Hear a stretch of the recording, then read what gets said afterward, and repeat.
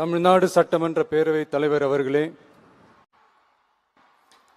மாண்புமிகு அமைச்சர்கள், நீதியரசர்கள், எம்எல்ஏஸ், எம்பிஸ், உள்ளாட்சி பிரதிநிதிகள், தலைமை செயலாளர் உள்ளிட்ட அரசு அதிகாரிகள், நம்ம தாய் நாட்டின் சுதந்திர போராட்டத்தில் பங்கேற்று இன்னைக்கும் வாழ்ந்துட்டு இருக்கிற தியாகிகள், தற்போது குடும்ப ஓய்வூதியம் பெற்று வரும் சுதந்திர போராட்ட தியாகிகளின் வாரிசுதாரர்கள், டிஜிபி உள்ளிட்ட அனைத்து காவல்துறை அதிகாரிகள், முப்படைகளை சேர்ந்த அலுவலர்கள், வீரர்கள், சிறப்பு விருந்தினர்கள், இன்னைக்கு இந்த சுதந்திர தினத்தில் கோட்டையில் கொடியேற்றுறத பார்க்க வந்திருக்கிற பொதுமக்களுக்கும், இந்த சுதந்திர தினத்தை கொண்டாடிக்கிட்டு இருக்கிற என் நெஞ்சில் குடியிருக்கும்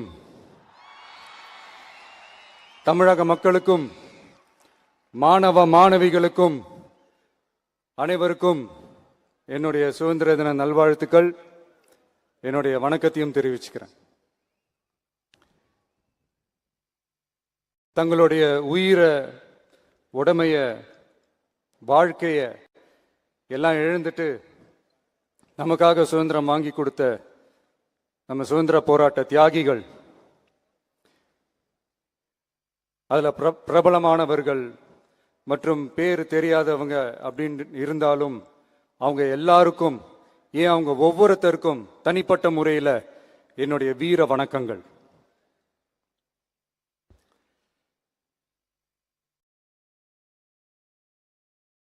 நம்மள ஒரு அடிமை மாதிரி வச்சிருக்காங்க அப்படின்னு தெரிஞ்சிட்டாலே மக்கள் மத்தியில் ஆட்டோமேட்டிக்கா ஒரு ஒற்றுமை ஒன்று வர ஆரம்பிக்கும். எல்லாரும் ஒரே மாதிரி யோசிச்சு ஒன்று சேர ஆரம்பிப்பாங்க. அப்படி ஒன்று சேர்ற இடத்துல தான் சாதி உடையும், மதம் உடையும், மொழி, இனம், இந்த மாதிரி எல்லாமே உடைஞ்சு நொறுங்கும்.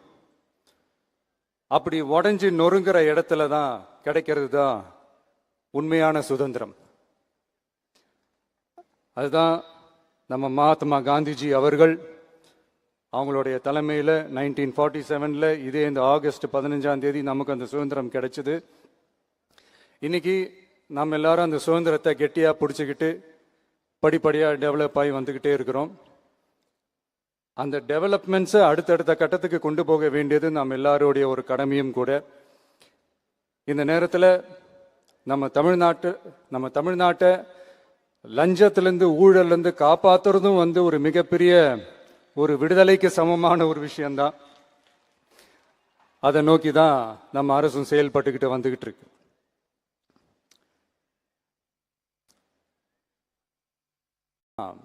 இந்த 386 ஆண்டு பழமையான இந்த கோட்டையில்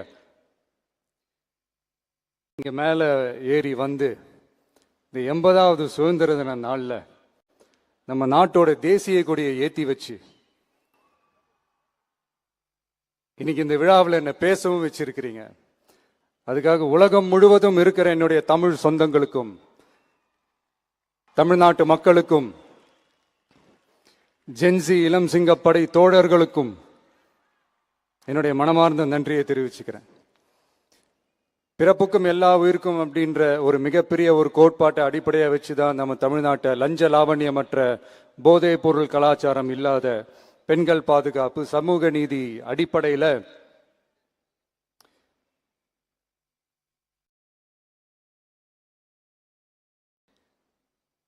ஒரு வெளிப்படையான, ஒரு உண்மையான, ஒரு நேர்மையான ஒரு நிர்வாகமா இதை நாம செயல்பட்டுக்கிட்டு வந்துகிட்டு இருக்கிறோம். பொது வாழ்வில் சமரசம் இருக்கவே கூடாது. மக்கள் நலன் தான் மிக மிக முக்கியமான ஒரு விஷயம். அந்த அடிப்படையில் தான் தமிழக வெற்றி கழக அரசு செயல்பட்டுக்கிட்டு வந்துகிட்டு இருக்கோம். அதே அடிப்படையில் தான் மக்கள் நலன் சார்ந்த திட்டங்கள்லையும் நம்ம சென்ட்ரல் கவர்மெண்ட்டோட நிர்வாக ரீதியாக ஒத்துழைப்போட இருக்கிறோம். But at the same time நம்ம தமிழ்நாடு கொள்கைகள்னு வந்துட்டா மாநில உரிமைகளுக்கு எதிரான முடிவுகள்லையும் சரி, தமிழ்நாட்டுக்கு எதிரான கொள்கை முடிவுகள்லையும் சரி நம்ம டிவிகே அரசு எப்பவுமே எதிர்க்கும். அதில் எந்த மாற்று கருத்துமே கிடையாது. அதே மாதிரி இதுக்கு முன்னாடி நிறைய திட்டங்கள்லாம் கொண்டு வந்திருக்காங்க. அதில் எதெல்லாம் மக்களுக்கு யூஸ்ஃபுல்லாக இருக்கிற மாதிரி திட்டங்கள் இருக்கோ அதெல்லாம் கண்டினியூ பண்ணிக்கிட்டு தான் இருக்கிறோம். ஃபார் எக்ஸாம்பிள், ஜெயலலிதா மேடம் கொண்டு வந்த அம்மா உணவகம் திட்டம், அது இன்னும் மெருகேற்றி கண்டினியூ பண்ணிக்கிட்டு தான் இருக்கிறோம். அது மாதிரி காலை உணவு திட்டம், அதையும் இன்னும் விரிவுபடுத்தி 6th ஸ்டாண்டர்ட்லேருந்து 8th ஸ்டாண்டர்ட் வரைக்கும் அதையும் விரிவுபடுத்தி வர செப்டம்பர் 17ஆம் தேதி பெரியார் அவர்களுடைய பிறந்த நாள் அன்னைக்கு அதை தொடங்க இருக்கிறோம். ஸோ நம்மளுடைய அரசு, உங்களுடைய அரசு இந்த 3 மாதம் ஆகுது. இந்த 3 மாசத்துல விவசாயிகளின் பயிர்க்கடன் ரூபாய் 5932.23 கோடி தள்ளுபடி செய்யப்பட்டுள்ளது. குறுவை சாகுபடி தொகுப்பு திட்டத்திற்கு ரூபாய் 134.83 கோடி வழங்கப்பட்டுள்ளது. ஒன்றிய அரசு நிதியுடன் ரூபாய் 12,642 கோடியில் 125 நாள் வேலைவாய்ப்பு திட்டம் மற்றும் ஜல் ஜீவன் குடிநீர் திட்டம் ரூபாய் 18,123.05 கோடியில் செயல்பாட்டிற்கு கொண்டு வரப்பட்டுள்ளது. சுகாதாரத்துறையில் சேவைக்கு நலம் AI செயலி கொண்டு வரப்பட்டுள்ளது. பேரறிஞர் அண்ணாவின் பிறந்த நாளான செப்டம்பர் 15ஆம் நாள் தாய்மாமன் தங்க மோதிர திட்டம் ரூபாய் 755.83 கோடியில் தொடங்கப்பட உள்ளது.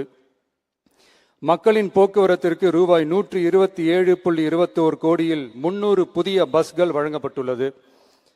தமிழ்நாட்டில் மது பழக்கத்தை குறைத்திடும் வகையில் முதற்கட்டமாக 717 டாஸ்மாக் கடைகள் மூடப்பட்டுள்ளன. வெளிப்படையான நிர்வாகத்திற்காக நவீன தொழில்நுட்பத்தை பயன்படுத்தி கணினி மயமாக்கப்பட்ட நிர்வாகம் செயல்பாட்டில் உள்ளது. முன்னெப்போதும் இல்லாத ஆளில்லா பத்திரப்பதிவு செயல்பாட்டிற்கு கொண்டு வரப்பட உள்ளது. கோயில் நிலங்கள் கணக்கெடுக்கப்பட்டு அனைவருக்கும் தெரியுமாறு ஆன்லைனில் ஏற்றப்படுகிறது. வருவாய்த்துறையில் அனைத்து சான்றிதழ்களும் 15 தினங்களுக்குள் வழங்கப்படுகிறது. லஞ்சம் வாங்குவதை புகார் செய்ய புதிய வாட்ஸ்அப் எண் அறிவிக்கப்பட்டுள்ளது. அரசின் வருமானம் தனிநபருக்கு செல்வது தடுக்கப்பட்டுள்ளது. அனைத்து துறைகளிலும் லஞ்சம் ஊழல் ஒழிக்க தொடர் நடவடிக்கை எடுக்கப்பட்டு வருகிறது. கனிம பயன்பாடு முறைப்படுத்தப்பட்டு நவீன தொழில்நுட்ப உதவியுடன் விநியோகிக்கப்படுகிறது. சட்டம் ஒழுங்கு தீவிரமாக கண்காணிக்கப்பட்டு பராமரிக்கப்பட்டு வருகிறது. ஜூன் மாதம் 29, 30ஆம் தேதியில் நடந்த மாவட்ட ஆட்சியர் மற்றும் காவல் கண்காணிப்பாளர் மாநாட்டில் சட்டம் ஒழுங்கு பிரச்சனையில கடுமையான நடவடிக்கை எடுக்க உத்தரவு போட்டிருக்கிறோம். அரசு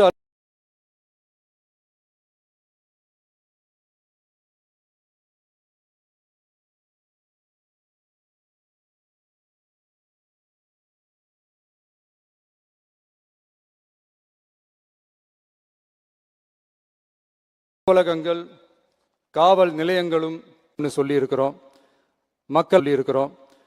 மக்களை அலைய விடக்கூடாது. கோரிக்கைகளை நல்லபடியா ஆராய்ஞ்சு சரியான வழியில தீர்வை தர சொல்லி இருக்கிறோம்.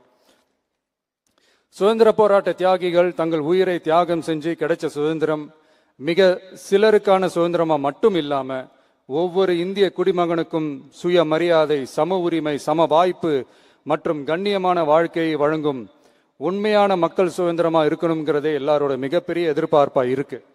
அதை நிறைவேற்றுற பொறுப்பும் நம்மளோடது தான். தமிழ்நாட்டு மக்களோட இணைஞ்சு தமிழகத்தை இந்தியாவின் முன்மாதிரி மாநிலமாகவும் உலக அளவில் வளர்ந்த நாடுகளுக்கு இணையா தமிழ்நாட்டு பொருளாதாரத்தை 2036 ஆண்டுக்குள் $1.5 trillion உயர்த்திட நாம உறுதியேற்போம். மக்களே, எல்லாரும் ஓட்டு போட்டுட்டோம். உங்க அண்ணனை, உங்க தம்பிய, உங்க பிள்ளைய எல்லாரும் ஜெயிக்க வச்சு முதலமைச்சரா ஆக்கிட்டோம். அதனால நம்ம கடமையெல்லாம் முடிஞ்சிருச்சுன்னு சொல்லி யாரும் ஒதுங்கி போயிடாதீங்க. இனிமேதான் நீங்க நம்மளோடவே கூடவே இருக்கணும். உறுதியா நம்ம அரசோடவே கூட இருக்கணும். அப்பதான் உங்களுக்காக இருக்கிற எல்லா நல்ல திட்டங்களையும் என்னால செயல்படுத்த முடியும். 8 கோடி பேரோட அந்த பிரதிநிதி தான் முதலமைச்சர் பதவின்னு சொல்லுவாங்க. அதனாலதான் சொல்றேன், மக்கள் தான் ஆட்சியாளர்கள். இங்க நானு எல்லாருமே, அங்க இருக்கிறவங்க எல்லாருமே மக்களோட சர்வன்ட்ஸ். அப்படிதான் நான் அதை பார்க்கிறேன். ஸோ வாங்க எல்லாருமா சேர்ந்து நம்ம கடமையை சேர்ந்து செய்வோம்.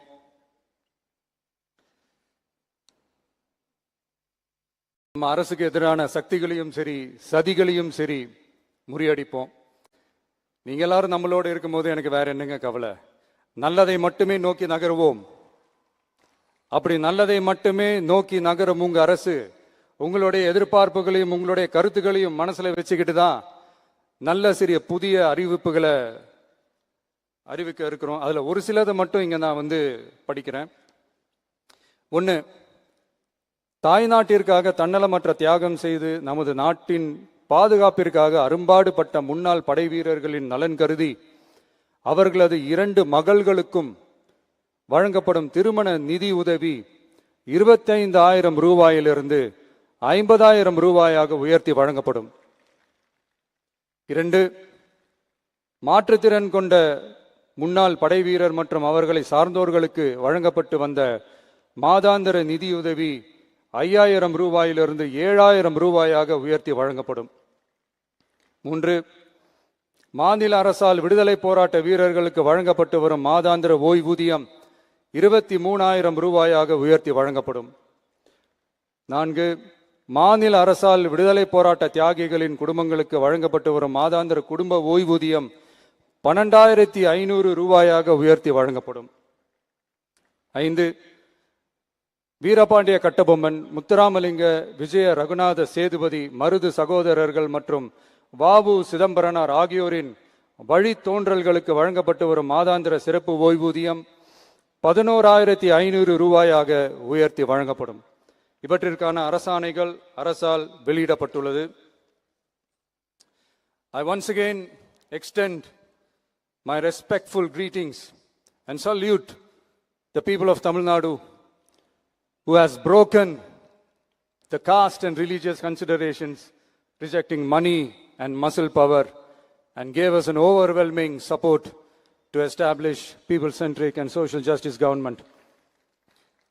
We are on a mission mode to achieve corruption-free government.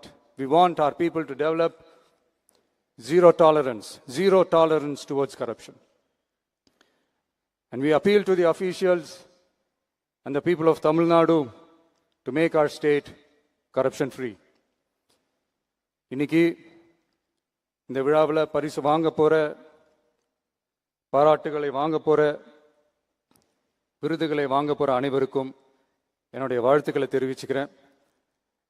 இந்த விழாவை ரொம்ப அழகா ஏற்பாடு செஞ்ச பொதுத்துறை செயலாளர் அவர்களோடு சேர்ந்து அலுவலர்களுக்கும், காலையிலேயே இந்த பிராக்டிஸ் பண்ணி சிறப்பான பரேட் நடத்திய காவல்துறை நண்பர்களுக்கும், இந்த விழாவை ரொம்ப பாதுகாப்பாக நடத்திய காவல்துறை அதிகாரிகளுக்கும், ஊடகத்துறை நண்பர்களுக்கும், சமூக ஊடகத்துறை நண்பர்களுக்கும் என்னுடைய மனமார்ந்த நன்றியை தெரிவிச்சுக்கிறேன்.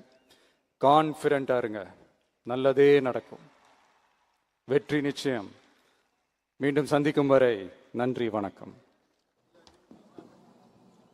சுதந்திர தின விழா பேருரை வழங்கிய மாண்பு